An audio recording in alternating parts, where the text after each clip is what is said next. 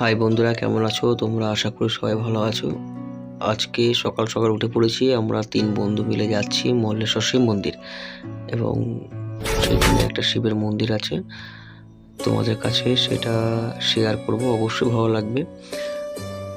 অপ্রকাশিত তথ্য এবং তথ্য চ্যানেলের পক্ষ থেকে সবাইকে আমার সাদর আমন্ত্রণ ভিডিওটাকে দেখার জন্য। এবং যেহেতু আধ্যাত্মিক বিষয় নিয়ে কথাবার্তা হবে, হ্যাঁ, আপনারা অবশ্যই দেখবেন।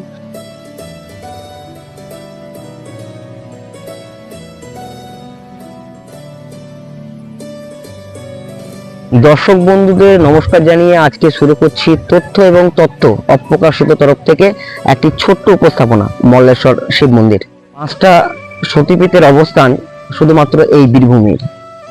একদিক থেকে বলতে গেলে বীরভূম জেলা শক্তির লীলাক্ষেত্র। শক্তির সঙ্গে শিবের সহ অবস্থান স্বাভাবিক।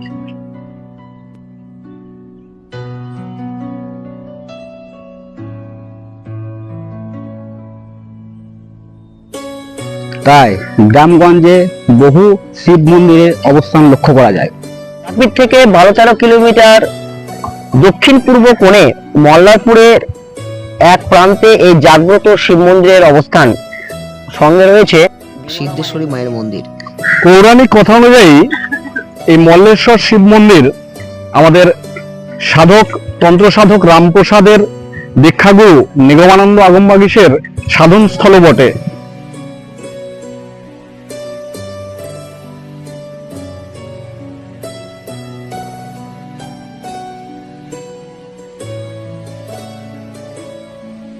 আসুন ভেতরে প্রবেশ করা যাক।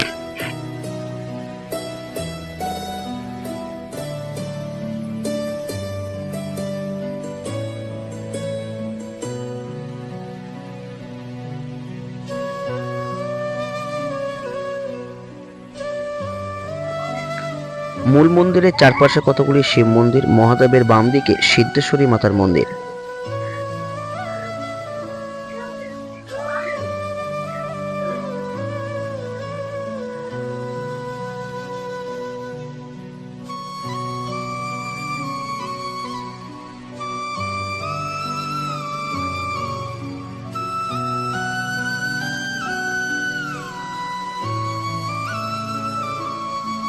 আমরা ওখানে দেখতে পেলাম নিগমানন্দ আগমবাগীশের সমাধিস্থল।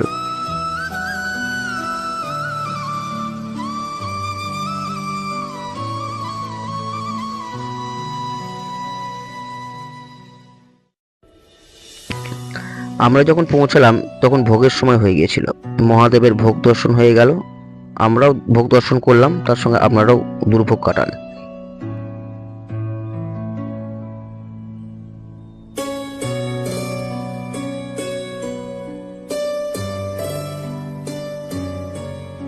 এখানে যারা বংশ পরম্পরা মহাদেবের সেবায়িত আছেন তাদের মুখ থেকে কিছু অজানা তথ্য জেনে নেওয়া যাক।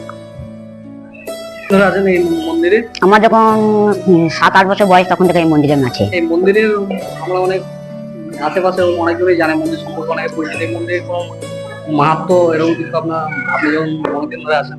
মাহাত্ম আছে বাবার, এই জাগ্রত বাবা। এই বাবা হচ্ছে জাগ্রত। বাবাকে যা চাবে তাই পাবে। বাবা কাউকে নিরাশ করে না। বাবা সবাইকে দয়া করে, কিন্তু ভক্তি করে ডাকলে পরে ভক্তি পাবে। আচ্ছা, মন্দিরের পাশে যে পুকুর দেখছি, এই পুকুরটা? এটা বাবা পুকুর। বাবা ওইখান থেকে জল এনে বাবাকে শান্ত। আর এই যে আমার রাখিস আপনার এখানে যে সমাধির মতো এরকম দেখলাম, হ্যাঁ হ্যাঁ, বড় না, ওটা আমার জন্য বের করেছিলাম। এখানে যে সমাধির মতো মন্দির যে দেখলাম যে কৃষ্ণানন্দ আগমবাগীশ, ওটার সম্পর্কে যদি বলেন কিছু। ওটা হচ্ছে বাবা রামপ্রসাদ সেনের তন্ত্রগুরু, তার গুরু উনি। আচ্ছা, উনি একটা বাল্য বয়সে বাড়ি থেকে বেরিয়েছিলেন, অনেক জায়গায় ঘুরেছেন, অনেক জায়গাতে বাবা কোনো একটু পায়নি। নিয়ে আমাদের বাবার কাছে এসে বাবাকে বলা আছে, বাবাকে বলা হচ্ছে, বাবা বলছে তুই বাবা মায়ের ছেলে, বাবার কাছে বেরিয়ে যা। না, আমি যাবো না, বাড়ি থেকে বেরিয়েছি, ওখানে বাড়িতেই থাকবো, আপনার কাছে আমাকে জায়গা দেন। উনি এখানেই থাকতেন? হ্যাঁ, অনেক জায়গায় ঘুরেছেন, ঘুরে কোন জায়গা থেকে আমাদের বাবার কাছে ও আশ্রয় পেয়েছে। নিয়ে বাবা স্বর্ণজাতে বাবা বলেছে যে তুমি এখানে সমাধি নাও। আর যে কোনো ভক্ত আসবে সেই ভক্তকে জানো তুমি নিজের মনে মনে, আমি যেমন করছি সেইভাবে তুমি নিজের মনে মনে যেন ভক্তদিকে এখানে দেখো। বিশেষ অনুষ্ঠান কবে হয়? অনুষ্ঠান বলতে বিশেষ অনুষ্ঠান মানে চৈত্র মাসের গাজনে উৎসব হয়, শিবরাত্রিতে উৎসব হয়, শ্রাবণ মাসে প্রচুর লোক হয়, আর হ্যাঁ জয়ধারা সময়তে প্রচুর লোক হয়, আর ইয়েতে ওই সিজনের সময়তে উৎসব হয়। এখানে দেখলাম আপনার বাবার সঙ্গে কোনো সিদ্ধেশ্বরী মায়ের মন্দির আছে। হ্যাঁ সিদ্ধেশ্বরী মায়ের উনি ওই বাবা ওঠার পরে উনি উঠেছেন ওখানে, বাবা আমাদের পাতা থেকেই ওঠা, মানে প্রতিষ্ঠা, এই যেমন সব প্রতিষ্ঠা করা আছে প্রতিষ্ঠা করে না, যে বাবা একবারই ওঠা, স্বয়ংবর নিয়ে ওঠা একবারে। আর এই মন্দির সব জঙ্গল ছিল, সব জায়গা সব জঙ্গল ছিল প্রচুর, সেই জঙ্গল কেটে গোয়ালারা, ও বলতে অনেক কিছু কাহিনী আছে, গোয়ালারা এই গরুটাতে আসতো, নিয়ে দেখেছে যে রাজা দেখেছে যে আমার একটা গায়ে দুধ যায় না, কারণ দেখে তখন ওই গোয়াল দিকে সিপাহী দিকে পাঠাচ্ছে যে দেখায় তো কোন জায়গায় দুধ দিচ্ছে, তখন দেখেছে বনের জঙ্গলের ভেতরে কপিলা গায়ে এসে দুধ দিচ্ছে, এই কপিলা গায়ে এসে দুধ দিয়ে যখন দেখতে পান যে গোয়ালারা ইংরেজে ধরে নিয়ে যাওয়ার পরে তখন আমাদের শিবভাই যখন আসে যে কি ব্যাপার দেখে গিয়ে কোথাও দুধ দিচ্ছে, তখন লেবার টেবার লাগিয়ে দেখেছে, তখন দেখছে বাবা উঠছে। আপনার নাম কি?